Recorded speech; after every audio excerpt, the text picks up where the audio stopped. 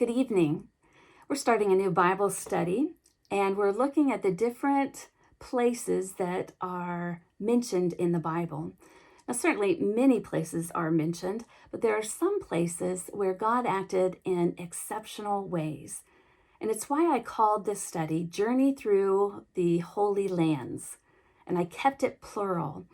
Typically, when people think of the Holy Land, they think of Israel. But there are some places that God acted in extraordinary ways, and it makes them holy. And these are places that are part of our spiritual heritage. And so we're going to be looking at countries like Greece and Turkey, Iraq, Jordan, Palestine, Israel, Egypt, places that are familiar to us, but we might not know all the story about those sites, especially if you haven't ever visited these areas. It's important to know something about them. And so I'm glad that you've joined me this evening. We're going to start with the birthplace of Abram. Remember, Abram would become Abraham. His wife Sarai would become Sarah. But initially, we encounter them as Abram and Sarai. And their birthplace was a place called Ur of the Chaldeans. Now, scholars don't know for sure, but their best estimate is that Ur was located in the eastern part of what is now known as Iraq and rather close to the Persian Gulf. Now, I've never been to Iraq yet, and I wanted to know a little bit about what the geography, what the land is like in that area. Now, Ur would have been along the Euphrates River, and there are many marshlands in that region, and it was fascinating for me to discover that there's a people who are located there that are called the Madan. And they live in floating villages. Now, the Madan are also referred to as the Marsh Arabs, referring to the marshy areas where they have lived for centuries.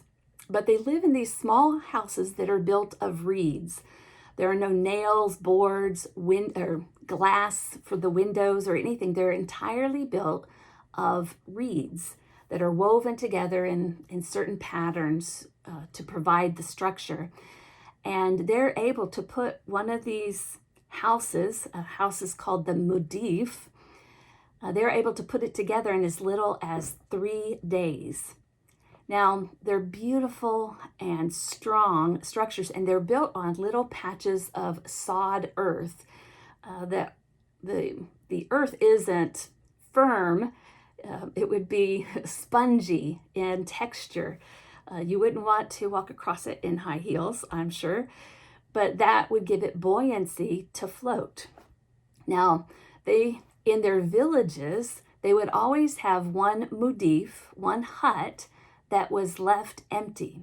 And that was always a guest house because as part of the Muslim religion, they were strongly committed to the act of hospitality. And it wasn't just the responsibility of an individual, it was the responsibility of the village. And so the village would always make sure that they had at least one hut that could always take in strangers, guests who needed a place to stay. Now, this radical hospitality would also be their undoing. Now, they were living in marshy areas in and around the Euphrates River, and during the reign of Saddam Hussein, dissidents who were opposed or sought out by him would go to the Madan people, and they would always be given refuge, and Saddam knew that about them. And so as punishment to the Madan people, and as a way to prevent that safe passage to people he was trying to kill and capture, he started to dam the river system and drain the marshes. And so that of course, brought about huge changes to their way of life. Now, it's interesting that the Medan people in this region of where Abram and Sarah would have grown up, had this hospitality, and later on we see it in the lives of Abraham and Sarah when they're visited by 3 angels who were on their way to see Lot and Sodom and Gomorrah. And remember what happened with Abraham and Sarah. They welcomed the angels in. They invited them to stay with them, and they quickly prepared a feast for them because they knew to practice hospitality. And hopefully that is ingrained in us as well.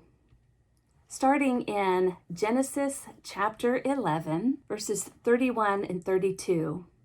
Terah took Abram his son, and Lot the son of Haran his grandson, and Sarai his daughter-in-law, his son Abram's wife, and they went forth together from of the Chaldeans to go into the land of Canaan. But when they came to Haran, they settled there. The days of Terah were 205 years, and Terah died in Haran. Now, it's interesting that the family left with the intention of going to the land of Canaan. But for some reason, once they reached Haran, they stayed there. And perhaps the answer is found in that last scripture where it says that the days of Terah were 205 days, and Terah died in Haran. Maybe once they were on this journey, they get to Haran, and Terah, as an elderly person, an older person, I think you can call him older when he's over 200, as an older person, isn't able to make the journey any longer. And so they decide to stay there and not continue on, which would be taxing to their patriarch. And so perhaps that's why they started just to remain there in Haran. Now, it can be a little confusing because Haran is not only the name of the area where they were staying, but Haran was a son of Terah, and Haran was the father of Lot. And so it's probably maybe they headed to Haran. It was a significant city, and maybe that's why the father of Lot was named after it. I don't know, but the area is the same name as Lot's father.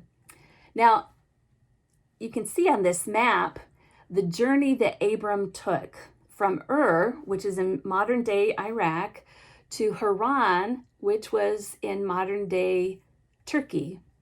Now, it may seem odd that they would take that why would they go so far north? But when you look at the map, you see that they were following the Euphrates River. And that was not just because it was kind of their modern day GPS. They didn't have maps. They followed the river system, but also because the river was vital for them. You imagine how large this family was, from Terah and his children and their children and so on, but also all the needs of their livestock. There would have been cattle and sheep and goats for each of the different families. And so to have water to sustain all that life, they had to follow the river system. And so that took them north into what we know as Turkey today, and they settled in the region of Haran.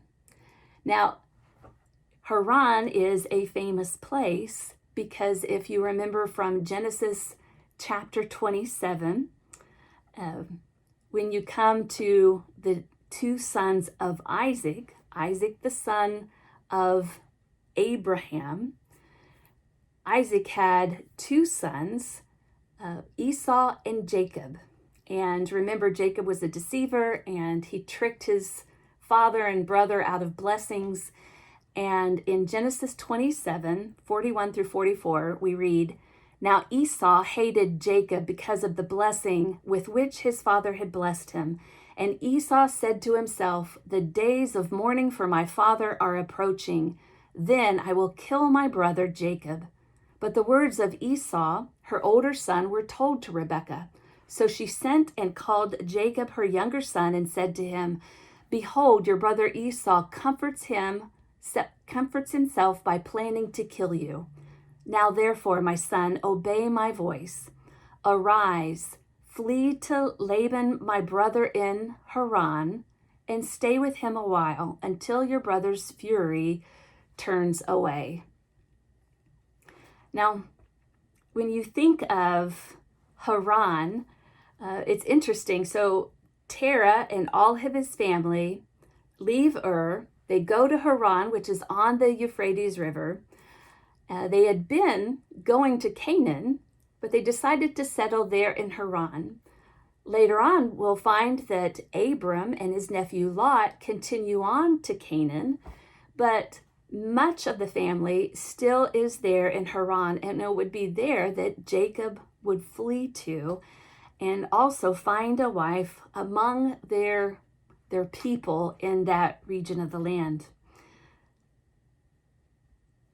When you consider the needs of the people and how they looked after one another, they cared for their livestock, and how the river system truly was sustaining all of them, you understand that they weren't traveling like we do. We tend to travel to get from point A to point B as quickly as possible. Any time spent from point A until we get to point B feels like wasted time because we're not at our destination yet. And so we try to go from point A to point B in as straight a line as possible, as quick as possible, because point B is our goal. Everything else in the middle is just time until we get to point B. But they traveled differently. All along the way to Haran, and there in Haran, they weren't in a rush because they understood that life was lived along the journey. It's an important lesson for us to remember today. Let's continue with Genesis chapter 12, verses 1 through 4. "Now the Lord said to Abram, 'Go from your country and your kindred and your father's house to the land that I will show you, and I will make of you a great nation, and I will bless you and make your name great, so that you will be a blessing. I will bless those who bless you, and him who curses you I will curse. And by you all the families of the earth shall bless themselves.' So Abram went, as the Lord had told him, and Lot went with him. Abram was 75 years old when he departed from Haran." Now, one of the things that strikes me about this passage is that God told Abram, "Go to the land I will show you." Abram didn't know where he was going. He didn't know when he would arrive because he didn't have the agenda, the map, or the GPS that showed the little star of when you have arrived. He said to Abram, "Go to the land I will show you." Now, Abram and Lot left the region of Haran, but Sarai's family and much of Abram's remained there at Haran. And God spoke to them, perhaps because when Terah led his family from Ur to Haran, and they saw that his health was declining and they decided to remain there, maybe it felt good. Maybe it was a wonderful oasis. It was in the middle of the Fertile Crescent. It was along the river Euphrates. It probably was an incredible place to stay. They probably felt like, why would we leave this place? And so God spoke to Abram and said, "Go to the land I will show you." And then he gives them a hint, it will be a blessing to you. I will give you this great land. I will make of you a great nation. In reading Genesis chapter 12, 6 through 7, Abram passed through the land to the place at Shechem, to the oak at Morah. At that time, the Canaanites were in the land. Then the Lord appeared to Abram and said, "To your descendants I will give this land." So he built there an altar to the Lord who had appeared to him. Now, this is the first time that Abram builds an altar to God. And Shechem is one of the most strategic places in that time. It's located at the crossroads of three important trade routes. Abram and his family are traveling south on one of those routes called the Ridge Route because it followed a long mountain ridge that passed through Shechem and Bethel, Ai, Ramah, Gibeah, Jerusalem, and Hebron. Now, this route will appear continuously in the biblical text. Later on, it was renamed because of its biblical significance, and it was given the name the Path of the Patriarchs, and we'll be able to see why it's renamed that. The road passed directly through Shechem because the city was located between two mountains, Mount Gerizim and Mount Ebal. Here you can see how the city looks today, and you can see why it was such a strategic location. Now, this is a unique picture because most pictures that you see of Mount Gerizim and Mount Ebal and Shechem are taken from the vantage point of the city looking to the west, and this was taken looking to the east.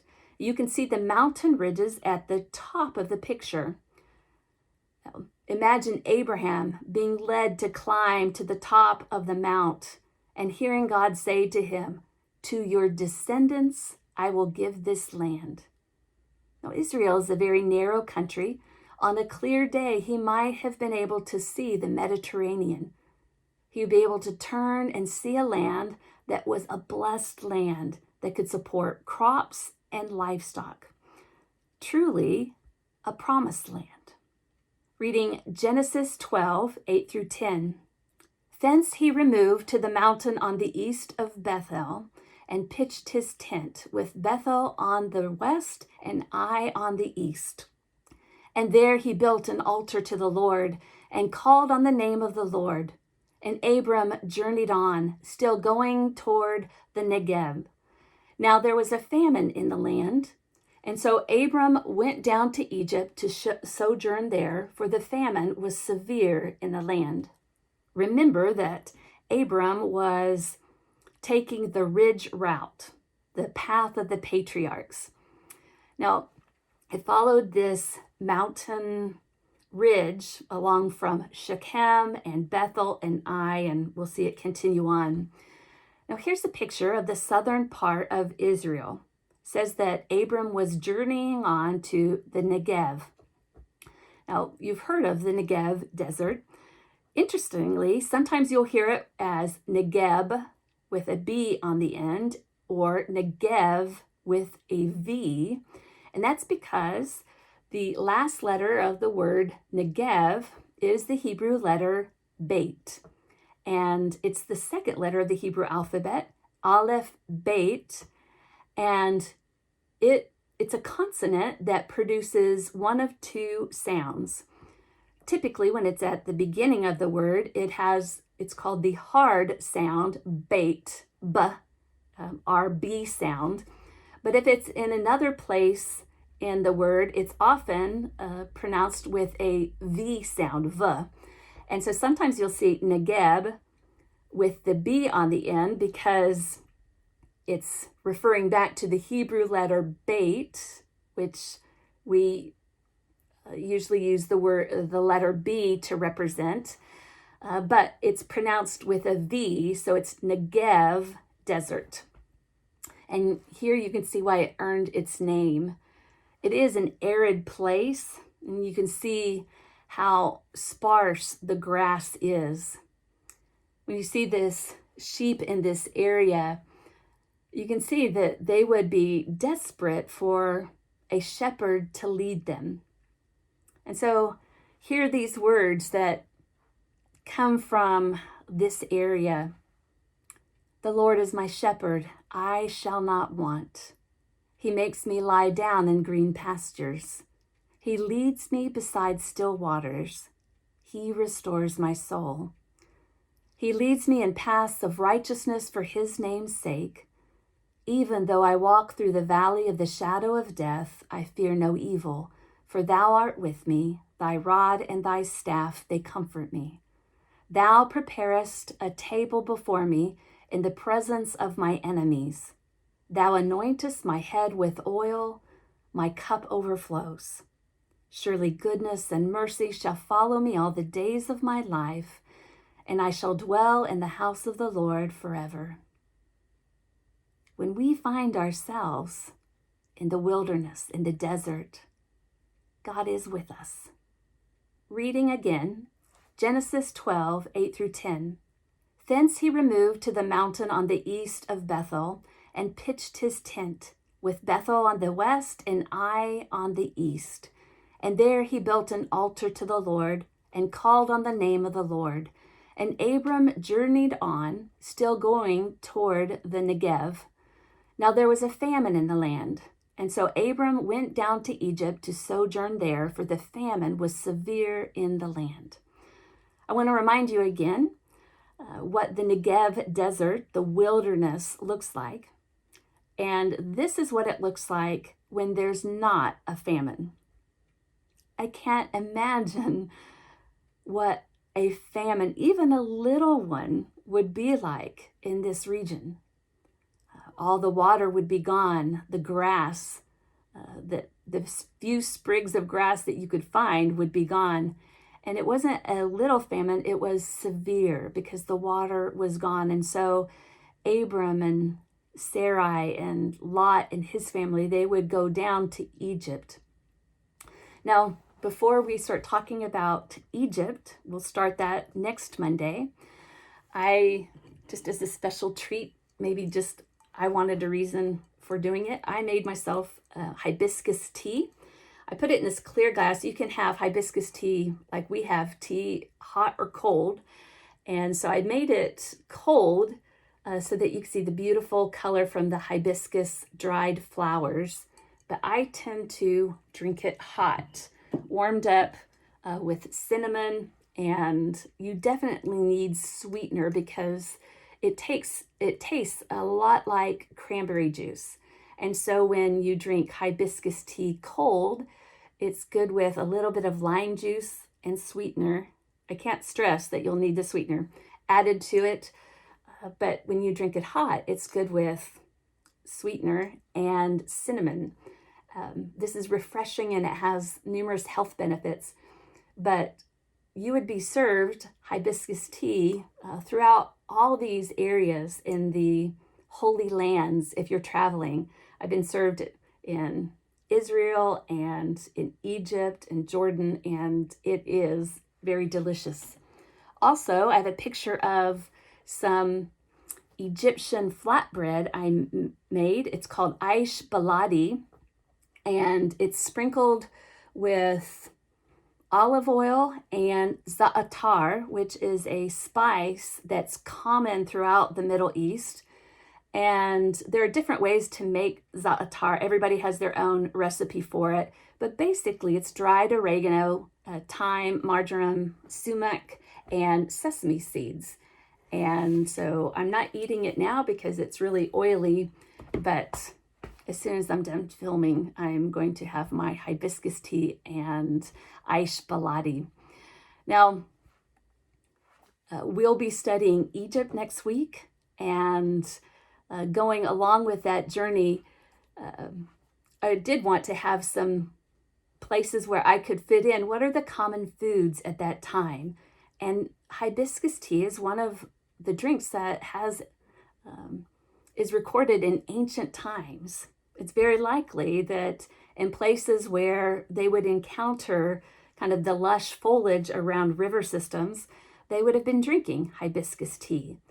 And aish baladi is a very common flatbread, but it's very similar to flatbreads that are made all over the earth. Basically, flour, some kind of leavening agent, salt, and water.